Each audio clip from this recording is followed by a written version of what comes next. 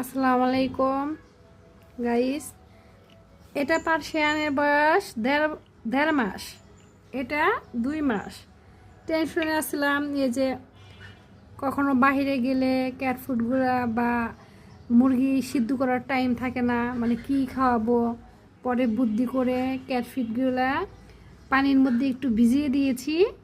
এখন মনে করেন খাওয়ার চেষ্টা হয়েছে, খাওয়া শিখতেছে। আলহামদুলিল্লাহ, একটু একটু হলেও টেনশন মুক্ত হয়েছি, তার জন্য ভালো লাগছে। এই যে দেখেন, ওরা খুব আরামপ্রিয়, বেবিগুলো আরামপ্রিয়। দেখেন একটু খাইছে, এখন ওই যে এটা পানি দিয়ে রাখছি, তাহলে পানির ব্যবস্থা থাকে, খেতে পারে ওরা। কারণ ওরা তো মার কাছ থেকে দুধ মানে খাইতো, প্রথম শুরু করছে খাবার। চিকেনটা খায়, চিকেন সিদ্ধ করে দেয়, চিকেনটা খায়। ক্যাট ফুডটা আজকে একটু ভিজিয়ে দিয়েছি খাওয়ার জন্য।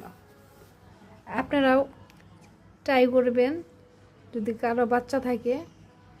আর মুরগির মাংস দিবেন, কারণ মুরগির মাংস দিলে তাড়াতাড়ি প্রোটিন পাবে এবং তাড়াতাড়ি একটু শরীর স্বাস্থ্য ভালো হবে, মানে শক্তি হবে। আসসালামু আলাইকুম।